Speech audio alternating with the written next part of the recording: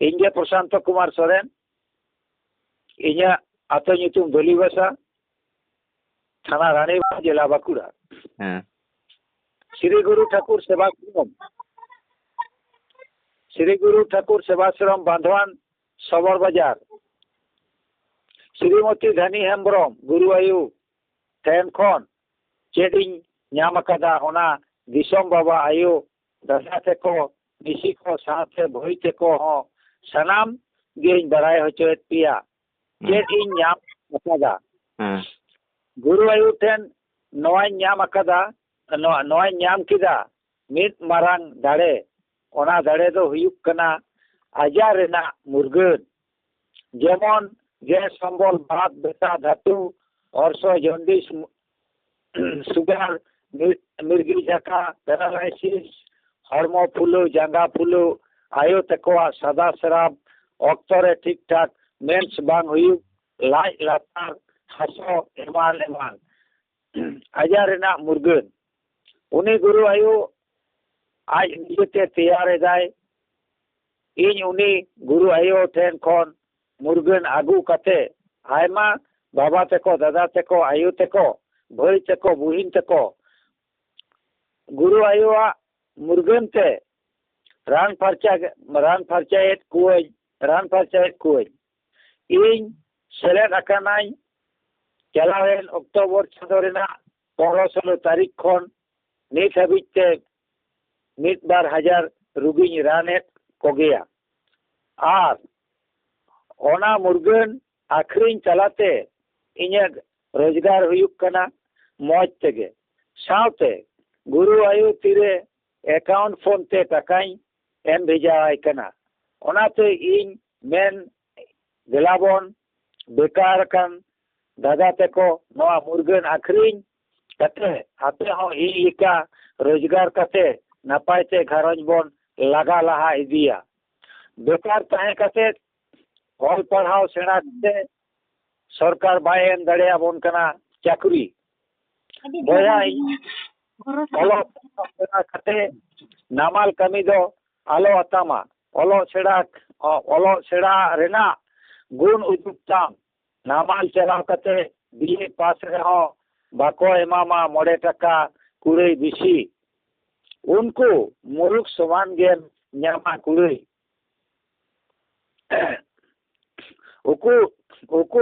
ᱩᱠᱩᱨ ᱮᱢ ᱦᱩᱭ ᱞᱮᱱᱟ ᱯᱷᱟᱨᱟᱠ ᱵᱩᱫᱽᱫᱷᱤ ᱪᱷᱟᱸᱫᱟᱣ ᱠᱟᱛᱮ ᱟᱹᱥᱩᱞᱚᱜ ᱢᱮ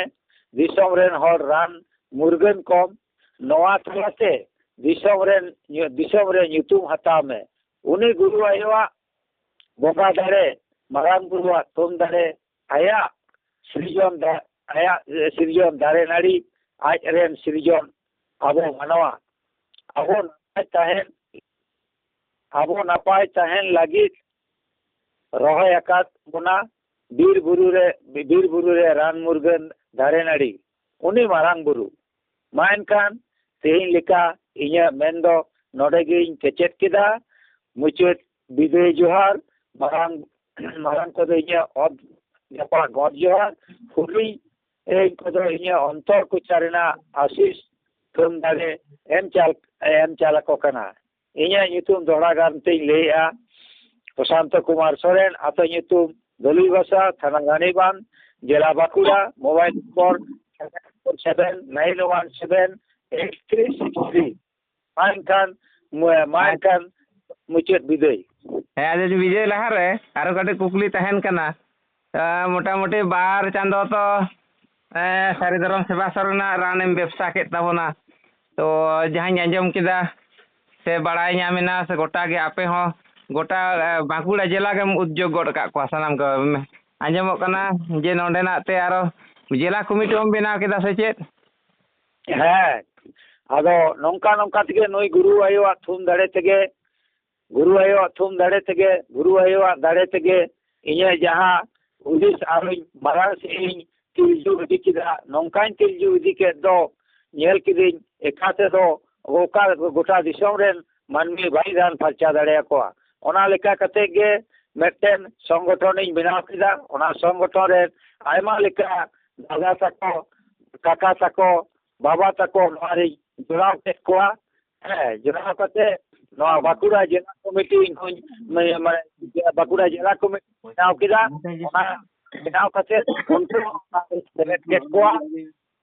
ᱚᱱᱟᱨᱤᱧ ᱥᱮᱞᱮᱫ ᱠᱮᱫ ᱠᱚᱣᱟ ᱟᱨ ᱥᱮᱞᱮᱫ ᱠᱟᱛᱮ ᱩᱱᱠᱩ ᱦᱚᱸ ᱱᱚᱣᱟ ᱠᱟᱹᱢᱤ ᱨᱮ ᱟᱫᱚ ᱠᱚ ᱱᱤᱭᱟᱹ ᱛᱟᱭᱚᱢ ᱠᱷᱚᱱ ᱟᱫᱚ ᱠᱟᱹᱢᱤ ᱠᱚ ᱞᱟᱦᱟ ᱤᱫᱤᱭᱟ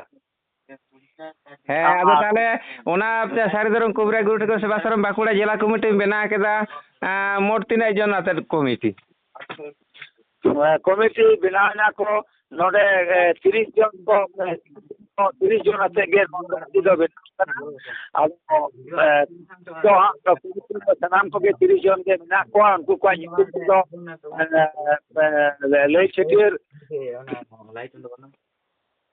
ᱟᱯᱟᱛᱚᱛᱚ ᱫᱚ ᱥᱚᱢᱵᱷᱚᱵ ᱵᱟᱝ ᱦᱩᱭᱩᱜ ᱠᱟᱱᱟ ᱛᱚᱵᱮ ᱡᱟᱦᱟᱸ ᱛᱤᱱᱟᱹᱜ ᱚᱱᱟ ᱦᱮᱱᱰᱵᱤᱞ ᱯᱮ ᱩল্ᱞᱮᱠᱷ ᱠᱟᱱᱟ ᱩᱱᱠᱩ ᱠᱚᱣᱟᱜ ᱧᱩᱛᱩᱢ ᱯᱞᱟᱥ ᱢᱳᱵᱟᱭᱤᱞ ᱱᱟᱢᱵᱟᱨ ᱮᱢ ᱞᱟᱹᱭ ᱫᱟᱲᱮᱭᱟᱜᱼᱟ ᱞᱟᱹᱭ ᱪᱷᱟᱹᱴᱭᱟᱹᱨ ᱫᱚ ᱦᱩᱭᱩᱜ ᱠᱟᱱᱟ সভাপতি লেখাতে তো ইংগে সুশান্ত কুমার সরেন আর সহসভাপতি লেখাতে তো রতন ফোন নাম্বার হয়ে গেল 800054551 সম্পাদক হয়ে গেল রবীন্দ্রনাথ মুর্মু উনিয়া ফোন নাম্বার হয়ে গেল 6295144681 সহ সম্পাদক হয়ে গেল যিশু মুর্মু উনিয়া আততাই দো বাঁকুড়া বরজোড়া রেতায় বরজোড়া বাঁকুড়া বরজোড়া রেন হর কানায় উনি হুই কেন তব উনি নাও কেদিয়া সহ সম্পাদক যিশু মুর্মু উনিয়া ফোন নাম্বার হয়ে গেল 8016179835 আচ্ছা কোষাধ্যক্ষ লেখাতে বেনাও কেদিয়ে বনসারাম সরেন উনিয়া ফোন নাম্বার হয়ে গেল 6093330091 সদস্য কত অনকাগে আইমা লেকাগে মেনা কোয়া যাই মিদবার হড়া কথাই লই তাবনা উনিয়া নিতুম দো হয়ে গেল সর্বেশ্বর মুর্মু আর সহদেব হেমব্রম অনকাগে গগন বেসরা অনকা আইমা লেকাগে 30 জন নোয়ারে গড়ন সাপোর্ট জেল বিনাও কিদা নোয়া বাঁকুড়া জেলা সংগঠন এর হলো 30 জন কেতে নোডে তো শহর সেক্রেটারি কাছে গড়ন করে তো সেলে রাখা তো যাই হোক যত নিকুম লে লিখান ইño আদি খুশি আইকো কিনা কিন্তু সম্ভব বাং হইলেন পর তোরা নিতুম বই নিয়ম ছেদ করে না ওনা লইতে ইño কটি দুই আইতো কে দিয়া যাই নিয়ে গে কথা আচ্ছা আর মিটে কুকলি তাহেন কানা নয় হিজুক কান জানুয়ারি রিনা 20-21 আঞ্জমক কানা হা বাংমা ওঁডে নোয়া রানী বাঁধ চেত জায়গা রে হা নোয়া রানী বাঁধ বিরসা বাজার মেনতে রানী বাঁধ বিরসা বাজার ওনা বিরসা বাজার রেগে নোডে আরো বাঁকুড়া জেলা যাহা সংগঠন বিনানা যাহা কমিটি বিনানা ওনা রিনা গে নোডে আরো গালো চাকরা রিনা সহিজুল হুই কেনা জানুয়ারি রিনা 20-21 শনিবার রবিবার জানুয়ারি রিনা মধ্যে নোয়া গালমারা দো গোটা কেনা এদিলো গে নোকু সানাম কো বেকো হেজ সেটেরোয়া আর নোডে নোয়া কো গালমারা আলোচনা কো হুইবা আর নংকা কাতে গে প্রসার প্রচার হুইবা নংকা কাতে গে বলা নংকা কাতে গে লা ইদিয়া মেনতে নোয়া কথা ইউর ভাবনা আকলা তাহলে কা ওনে দা আন্তর্জাতিক সারিধরম পিএ বডিয়া সান্তাল মেডিসিন মেলা আর বাঁকুড়া জেলা সারিধরম সান্তাল কুবরে সম্মেলন পে করাবে তবে না বাং হয় আচ্ছা একদম আডি আডি সারা ভারতবর্ষ রে অকয় হন নংকা বাকো উদ্যোগ বাকো হাতাও কা তো আর মেটাং কথাই রোল গল লাগে তিন গে মেটেন মাঝি পারগনা বহল রেন মেটেন পারগনা উনি ইনকে গ্রুপ সুর লেনা আলো উনি মেটাই কনে আপে দো সসাং দাড়ি সুমন গে হুই তাপে বুয়া আপে খেন দো চেল ওনো দাড়ে আলে দো দিশম রে রান মুরগনে কোলে হল আর সব হলে প্রচার দা আপে দো চেত প্রচার দা আলে খেন দো মিমিট টান হ্যান্ডবিল রে 75 পয়সা খরচ কাতে দিশম রে হলে বিলিয়ে কোকনা আর আপে খান দো ape kan do bape daria tobe ile to kape ale pe gorole bape gorole ale do niya mit sal niya sal niya mane hijuk kan 24 साल भीतरी थे आले तो चला गया दिल्ली ले चला दिल्ली रे दिगम टमाक ले ठुकोआ सरी धर्म ले कोई कोआ सभापति माने राष्ट्रपति एमो और प्रधानमंत्री बा एमो तो नवा कथा बोले नोडेले रोड़ा आले मेरा जे संतार को लगी तो संतार को लगी तो आले ले न्यामा सरी धर्म बांकान आलेया ओका हो ला लक्ष्य हरी चली बांचा तले जेतु 2003 22 डिसेंबर रे आलेया रोड से लेकान तलेया ओना दो आदिवासी रोड दो बांकना ओना रोड युकना आलेया संतार लेका कते संतार जतिया रोड कान तलेया अदो ताले का दो परगाना बाबा माजी बाचेरे एमेथा मिया अदो उन्दो मेन किदा मेदा बांग गड़ो दोले गड़ो पेया अदिन ता के गड़ोले ते बापे गड़ोले ओना दो मरंग कथा दो बांग कना तबे नेलते आपे कोन दो अदी लारे मेना लिया आराई हो सिकर किदा मेदा बांग ते आपे जहां सोशल मीडिया रे जहां पे रोड कान तबोना फाइटर रे तबोना पे नवा लेका कते नो दिसोम रे नोर अडी अडी जहां को एटा धर्म ते को चला लेना उनको आबो शरीर को धर्म ते को वाय में ता जे आबो आगे कारधानी कना नवा में कते के साइस बुझ जा का दो मेता में जा कापे पे बापे गोड़ो लिया ओना हो सरहाओगे गोड़ो लिया को ओना हो सरहाओगे तबे आलिया सारी धर्म रेल गाड़ी दो लेगेम गले दड़ हचोइदा ओना दो हरे मना बताओ का ना दो जे आबो आगे कारधानी कना मेनते आको कारधानी दो बेटी बनोना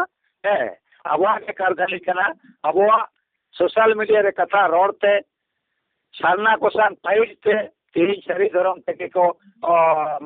नाबो सरी धर्म ते को हिलाव हिजुक कना नवा मेन कते नवा कथा नोडे इन समारे नवा आरती बारते किदा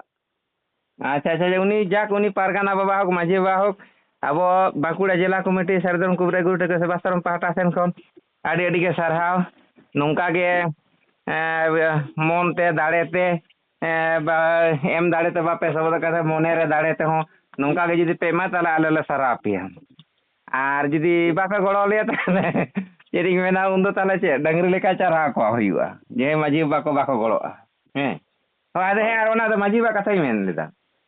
मेथन माझी बा नो नोते ये लेना है कि ये ट्यूमर लेना है से आदो उनी माझी बा मेंदा इमी दिन मितिंगना दमेई पाप कदा और दमेई फुरन बड़ा का को मेंदा ओना तक जने फुलो दिया है आदो उनी माझी बा आबवा नोवा रानते बेसना है जहां तिसे उदु के तबोना तो नितुम दो बई लई दा नितो तो है तो उनी माझी पोते मेंदा आले होठे एगेर गेले जमा कदा होड़ले बाड़ का को नोना कोले कमी कदा मेनखान कोनो काजेर काज दो बांग हुई